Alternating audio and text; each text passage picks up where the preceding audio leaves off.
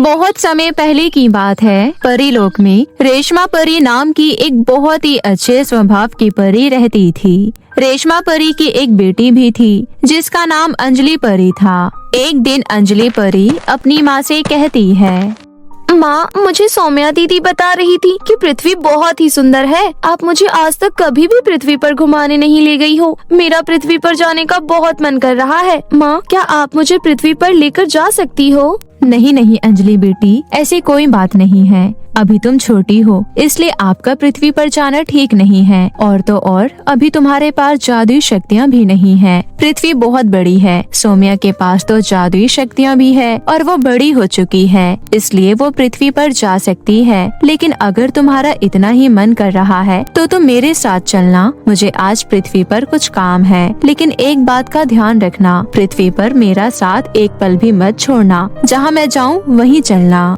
ठीक है माँ, जैसा आप कहती हैं। मेरा पृथ्वी देखने का बहुत मन था, वो आज पूरा हो जाएगा। और पक्का मैं वहाँ जाकर कोई भी शैतानी नहीं करूँगी और आपका साथ नहीं छोड़ूंगी।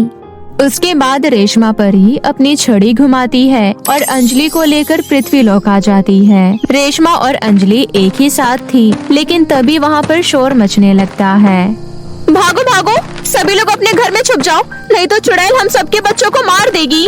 वो सब सुनकर अंजलि परी अपनी माँ से कहती है, माँ, ये सब लोग क्यों भाग रहे हैं और ये लोग किस चुड़ैल के बारे में बात कर रहे हैं? बेटी, ये लोग जो चुड़ैल की बात कर रहे हैं वो बड़ी खतरनाक है। वो मासूम बच्चों को खाती है और लोगों को बहुत परेशान करती है। माँ, फिर तो वो चुड़ैल बहुत ही खतरनाक है, तभी चुड़ैल के आ जाने पर सब लोग भाग रहे हैं। हाँ बेटी, हम परियां भी चुड़ैलों से दूर ही रहती हैं। जैसे ही रेशमा परी की नजर इधर उधर होती है, वैसे ही अंजलि परी गायब हो जाती है। रेशमा परी बहुत घबरा जाती है कि अंजलि कहाँ चली गई। रेशमा परी चारों ओर देखती है, लेकिन अंजलि कहीं भी नहीं मिलती। रेशमा परी अपनी जादुई शक्तियों की मदद लेती है, लेकिन उससे भी कुछ नहीं होता। रेशमा परी बहुत रोती है, लेकिन तभी वहाँ पर एक कविता नाम की औरत आती है और रेशमा परी से कहती है, अरे बहन, तुम तो एक परी हो, तुम्हारे पास तो इतनी ज्यादा शक्तियाँ भी है, फिर भी तुम क्यों रो रही हो? मेरी एक छोटी सी बच्ची कहीं गुम हो गई है और उसके पास जादुई शक्तियाँ भी नहीं है। अगर पृथ्वी पर उसके साथ कुछ गलत हो गया तो मैं उसके बिना जी नहीं पाऊंगी। कहीं तुम उस सुंदर सी बच्ची की बात तो नहीं कर रही जिसने रेड फ्रॉक पहन रखी थी और उसके लंबे घने बाल थे और उसकी खूबसूरत सी आंखें भी थी? हाँ हाँ, वही। क्या तुमने मेरी बेटी को देखा है? हाँ, मैंने उस बच्ची को देखा है। मैंने उसे चुड़ैल के साथ देखा था। चुड़ैल ने उसे अपनी गोद में उठा रखा था। मैं सोच ही रही थी कितनी प्यारी बच्ची किसकी है। मैंने सोचा नहीं था इतनी प्यारी बच्ची इस चुड़ैल की शिकार बनेगी। मेरे अंदर इतनी हिम्मत नहीं थी कि मैं उसे रोक सकूं। अब तुम्हें जल्द से जल्द जाकर उस चुड़ैल से अपनी बेटी को छुड़ाना होगा। वो बहुत खतरनाक चुड़ैल है, हर महीने इस गाँव में आती है और कोई ना कोई बच्चे को उठा कर लेकर चली जाती है। कविता की बात सुनकर रेशमा परी और भी ज्यादा घबरा जाती है कि उसकी बेटी को चुड़ैल अपने साथ ले गई और वो चुड़ैल उसकी बेटी को खा जाएगी। वो सब सोच सोचकर रेशमा परी बहुत ज्यादा परेशान हो जाती है।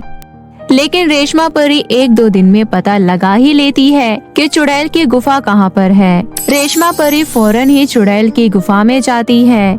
रेशमा परी वहाँ पहुंचकर देखती है कि चुड़ैल के आसपास बहुत सारा मांस पड़ा है, जिसे देखकर रेशमा परी को लगता है कि चुड़ैल ने उसकी बेटी को मारकर खा लिया। उसके बाद रेशमा परी बड़ी ही ऊंचे स्वर में चुड़ैल से कहती है, ए दुष्ट चुड़ैल, तूने मेरी बच्ची को खा लिया। अब तुझे मैं नहीं छोड़ूंगी। तुझे बच्चों का मांस खाने की क्या जरूरत है? अगर तेरा पापी पेट मांस मांगता है तो तू जानवर का मांस खा। नन्हे नन्हे प्यारे बच्चों को क्यों खाती है? किसी माँ की गोद को क्यों उजाड़ती है? वो सब सुनकर चुड़ैल को गुस्सा आ जाता है और चुड़ैल रेशमा परी से कहती है, ए परी, तुझे मेरे बारे में कुछ नहीं पता। तू भी वही कह रही है जो गांव वाले मेरे बारे में सोचते हैं, लेकिन ऐसा बिल्कुल नहीं है। मैं गांव के किसी भी बच्चे को हानि नहीं पहुंचाती। सभी चुड़ैल दुष्ट नहीं होती। मैं तो बस गांव में जाकर लोगों को डराती हूँ और अपना पेट भरती हूँ। अगर मैं किसी से कुछ खाने को मांगू तो मुझे कोई खाने को नहीं देता, इसलिए मुझे उन्हें डराना पड़ता है। अगर मैं बुरी चुड़ैल होती तो ना जाने अब तक कितने बच्चों का खून कर चुकी होती। और रही तुम्हारी बेटी की बात, तो वो सही सलामत मेरे पास है। तुम मुझसे झूठ बोल रही हो। तभी चुड़ैल अंजलि परी को आवाज लगाती है, अंजलि बेटी, ओ अंजलि बेटी, यहाँ आओ। देखो तुमसे मिलने कौन आया है। जी चुड़ैल मासी, मैं अभी आती हूँ। अंजलि अपनी माँ को देखकर भागी भागी वहाँ आती है और अपनी माँ के गले लग जाती है और कहती है, माँ, जब आप कह रही थी कि चुड़ैल बहुत ही खतरनाक होती है, वो मासूम बच्चों को खा लेती है, तभी मैंने देखा कि चुड़ैल मासी एक छोटे बच्चे की जान बचा रही थी। वो बच्चा जमीन पर गिरा था, इसलिए मैंने सोचा कि मुझे इनके साथ जाना चाहिए और चुड़ैलों के बारे में पता करना चाहिए कि जो आप मुझे बता रही हैं वो सच है या झूठ। उसके बाद मुझे पता चला हर चुड़ैल बुरी नहीं होती, हमारी परी लोक में भी बुरी परियां हो सकती हैं। ऐसे ही चुड़ैल की दुनिया में बुरी चुड़ैल भी होती हैं, लेकिन ये अच्छी चुड़ैल है। इन्होंने मेरा बहुत ख्याल रखा और आज तो ये मुझे आपके पास लेकर आने वाली थी। अंजलि की बात सुनकर वो चुड़ैल से माफी मांगती है। चुड़ैल जी, मुझे माफ कर दीजिए। मुझे लगा आप बहुत खतरनाक हैं और बच्चों को मार के खा जाती हो, लेकिन मेरी गलतफहमी दूर हो गई। आपने मेरी बेटी की जान बचाई और 2 दिन तक उसको बड़े ही अच्छे से रखा। तुम बहुत अच्छी हो। आज मुझे अपनी बेटी की वजह से एक चुड़ैल का अच्छा रूप देखने को मिला। क्या एक चुड़ैल परी की दोस्त बन सकती है? क्यों नहीं परी, चुड़ैल एक परी की दोस्त बन सकती है और आज से हम एक अच्छे दोस्त हैं। और तो और मुझे अंजलि से बहुत लगाव हो गया है। क्यों नहीं चुड़ैल जी, अंजलि भी आपकी बेटी जैसी ही है। और इसी तरह चुड़ैल और परी में दोस्ती हो जाती है। उसके बाद चुड़ैल रेशमा और अंजलि को पृथ्वी के अच्छे अच्छे नज़ारे दिखाती है, जिन्हें देखकर रेशमा और अंजलि बहुत खुश होती हैं। घूमने फिरने के बाद अगले दिन रेशमा और अंजलि दोनों परी लोग वापस चली आती है। जल परी की जादुई लिपस्टिक। गरिमा बचपन से एक सिंगर बनना चाहती थी और इस काम में उसके माता पिता भी उसको समर्थन करते थे, लेकिन गरिमा की आवाज इतनी अच्छी नहीं थी, इसलिए उसके सभी दोस्त उसका बहुत मजाक बनाते थे। एक दिन स्कूल में सिंगिंग कंपटीशन हुआ। गरिमा की कुछ सहेलियां पहले ही स्टेज पर गाना गाकर आ चुकी थी, लेकिन गरिमा की बारी आने से पहले ही उन्होंने गरिमा का आत्मविश्वास पूरी तरह तोड़ दिया। अरे माधुरी, जब तुम स्टेज पर गई थी तो क्या तुम्हें डर नहीं लगा? लग रहा था, लेकिन मैंने केवल अपनी सुरीली आवाज पर फोकस किया और सबके सामने अच्छा गाना गाया। देखना, आज का कंपटीशन तो मैं ही जीतूंगी। अब अगला नंबर किसका है? हमारी सबकी दुलारी और सबसे सुरीली गरिमा का। सुन पिंकी, जल्दी से एक थैला ले आ। लेकिन क्यों? अरे, जब हमारी सुरीली सबके सामने गाना गाकर सबका मूड खराब करेगी और जब सभी स्टेज पर उसे टमाटर फेंक के मारेंगे, तो सही सलामत टमाटर को उठाकर थैले में भरना है या नहीं? लेकिन गरिमा किसी की बात का जवाब नहीं देती। वो बस अपने माता पिता के कहे हुए आत्मसम्मान से भरे हुए शब्दों को याद करती है और मन में हौसला बनाकर स्टेज पर गाना गाने चली जाती है। शुरुआत में गरिमा बहुत ही घबरा रही थी, लेकिन फिर भी गरिमा अपनी पूरी कोशिश करके गाना गाती है।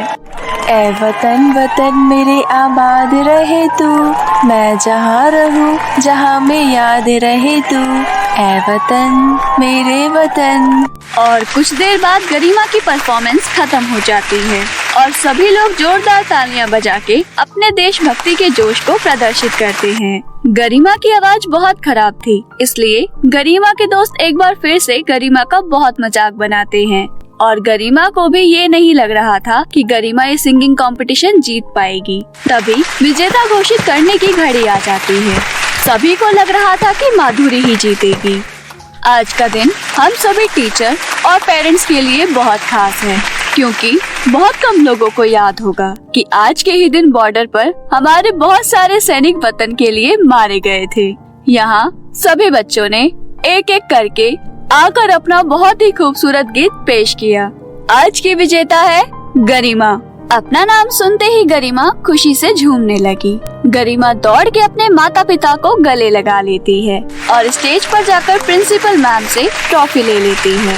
ये सब देखकर माधुरी और उसके सहेलियों को बहुत गुस्सा आता है।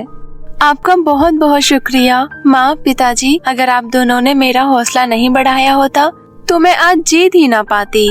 और मेरी बेटी ने इतना अच्छा गीत गाया, इस खुशी में आज पार्टी। माँ, पापा, आप लोग घर चलिए, मैं आती हूँ। कुछ लोगों को जवाब देना है। गरिमा के कहे अनुसार उसके माता पिता घर चले जाते हैं। गरिमा माधुरी और उसकी सहेलियों के पास जाकर कहती है, क्या हुआ?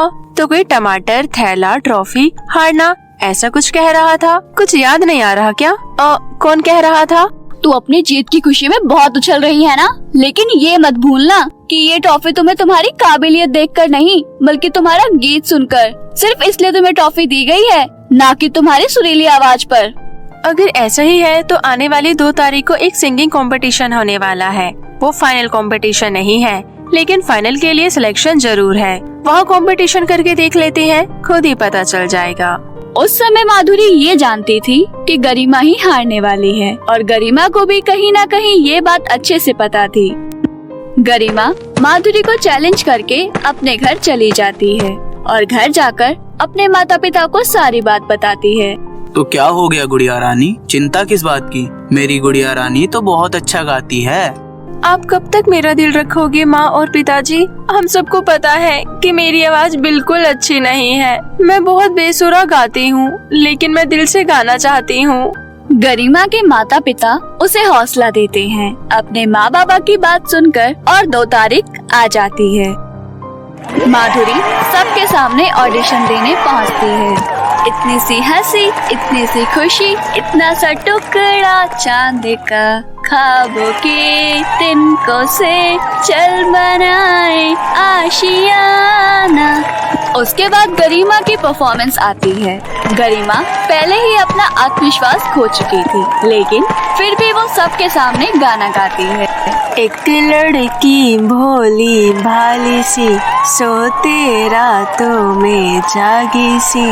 लेकिन उसका गाना सुनकर जज को गुस्सा आ जाता है। क्या बकवास है ये? इतनी बेसुरी आवाज भला किसकी हो सकती है? तुम्हें सीखने की जरूरत नहीं है, बल्कि गाना गाने को छोड़ने की जरूरत है। मेरी मानो तो आज के बाद दोबारा गाना मत गाना। उसका अपमान करके उसे वहाँ से वापस भेज दिया जाता है। ये देखकर गरिमा बहुत रोती है और वो एक तालाब के पास बैठकर रो रही होती है। काश मैं एक जलपरी होती। जलपरियों के पास तो शक्ति होती है अच्छा गाना गाने की। उनकी आवाज तो बहुत सुरीली होती है। मेरे अंदर गाना गाने की बहुत इच्छा है, लेकिन मेरी आवाज इतनी बेसुरी क्यों है? इतने में ही तालाब में से एक जलपरी बाहर आती है। मैंने जलपरी का नाम लिया और जलपरी हाजिर। क्या आप सच में एक जलपरी हो? मैंने तालाब के अंदर से तुम्हारी सारी बातें सुनी, तो तुम एक जलपरी बनना चाहती हो? हाँ, और आपकी तरह अच्छा गाना भी गाना चाहती हूँ। अच्छा गाना गाने के लिए बस मन में विश्वास होना काफी है। जलपरी बनने से क्या होगा? जलपरी बनने से मेरी आवाज अच्छी हो जाएगी। आप तो खुशकिस्मत हो जो आपके पास इतनी सुरीली आवाज है। आपका तो मजाक नहीं उड़ता होगा ना। उसके बाद वो जलपरी गरिमा को एक जादुई लिपस्टिक देते हुए कहती है, इसे लगा लेना। इसे लगाते ही तुम्हारी आवाज बिल्कुल जलपरी जैसी सुरीली हो जाएगी। वो लिपस्टिक मिलते ही गरिमा उसे फौरन अपने होठों पर लगा लेती है और गाना गाने की कोशिश करती है। गरिमा के गले से बहुत ही ज्यादा सुरीली आवाज निकल रही थी। अपनी ही आवाज सुनकर गरिमा की आंखें नम हो जाती है। मुझे तो समझ नहीं आ रहा कि मैं आपका कैसे शुक्रिया अदा करूं। जब भी जरूरत होगी मैं आपके साथ हूं। आपका बहुत बहुत शुक्रिया। उसके बाद गरिमा अपने घर आकर अपने माता पिता को गाना गाकर सुना रही थी। उसकी सुरीली आवाज सुनकर उसके माता पिता तो बहुत हैरान थे। मेरी सुरीली आवाज सुनकर आप दोनों ही चौंक गए ना? मुझे बहुत खुशी है कि अब मेरी बेटी टॉप क्लास की सिंगर बन पाएगी। नहीं पापा, अब मैं कहीं भी जाकर गाना नहीं गाऊंगी। मैंने पहले ही अपनी और आपकी बहुत बेइज्जती करवा दी है, लेकिन अब नहीं। इतने में ही उनके घर पर माधुरी आती है। क्या यहाँ तुम मेरा मजाक बनाने आई हो? अगर ऐसा है तो प्लीज यहाँ से चली जाओ। मैं अब और नहीं रह सकती। नहीं नहीं गरिमा, तुम गलत समझ रही हो। इस बार शो में जजेस ने तुम्हें जो भी कहा उन्हें नहीं कहना चाहिए था। मुझे बुरा लगा, इसलिए मैं भी वो कंपटीशन छोड़कर वापस आ गई। लेकिन तुम तो सिलेक्ट हो गई थी ना, और तुम जीतना भी चाहती थी, पर तुमने सिर्फ मेरी खातिर वो कंपटीशन छोड़ दिया। उन्होंने तुम्हारी बहुत इंसल्ट की, इसलिए मैं उनका शो छोड़कर आ गई। लेकिन तुम्हारी आवाज तो मुझे पहले से ज्यादा सुरीली लग रही है। हाँ, लेकिन अब मैं कभी भी गाना नहीं गाऊंगी। सिर्फ एक बार की हार से तुमने अपने कदम पीछे ले लिए। ये तो अच्छी बात नहीं है गरिमा। तुम्हें कोशिश नहीं छोड़नी चाहिए। तुम्हारे अंदर बहुत आत्मविश्वास है और मुझे भरोसा है कि तुम बहुत बड़ी सिंगर बन सकती हो। माधुरी की बातों ने एक बार फिर से गरिमा का आत्मविश्वास बढ़ा दिया। उस दिन के बाद से माधुरी और गरिमा बहुत अच्छे दोस्त बन गए। पूरे गांव में उनकी दोस्ती के चर्चे होने लगे। धीरे धीरे समय बीतता गया। अब दोनों सभी फंक्शन में साथ में मिलकर गाना गाया करती थी। एक दिन गरिमा को एक फिल्म में गाना गाने का असाइनमेंट मिला और उस दिन के बाद से गरिमा की सुरीली आवाज पूरी दुनिया पर छा गई। उस दिन के बाद से गरिमा एक बहुत बड़ी सिंगर बन गई। जब भी गरिमा से उनके आत्मविश्वास का कारण पूछा जाता था, तब गरिमा हर वक्त अपने माता पिता और अपनी दोस्त माधुरी का नाम लेती थी और अंत में जलपरी का शुक्रिया अदा भी करती थी। लेकिन सभी को लगता था कि गरिमा जलपरी का नाम लेकर मजाक कर रही है, लेकिन ये तो एक सच था। तो मेरे प्यारे दोस्तों, कैसी लगी आपको हमारी आज की ये कहानी? हमें कमेंट करके जरूर बताएं और अपने दोस्तों के साथ जरूर शेयर करें। और हाँ दोस्तों, अगर आपने अभी तक हमारे लुक्का टीवी चैनल को सब्सक्राइब नहीं किया है तो नीचे दिए हुए लाल बटन को दबाकर अभी सब्सक्राइब कर लें। तो मिलते हैं आपसे फिर किसी ऐसी नई मजेदार कहानी के साथ। तब तक के लिए अपना ध्यान रखिए। धन्यवाद।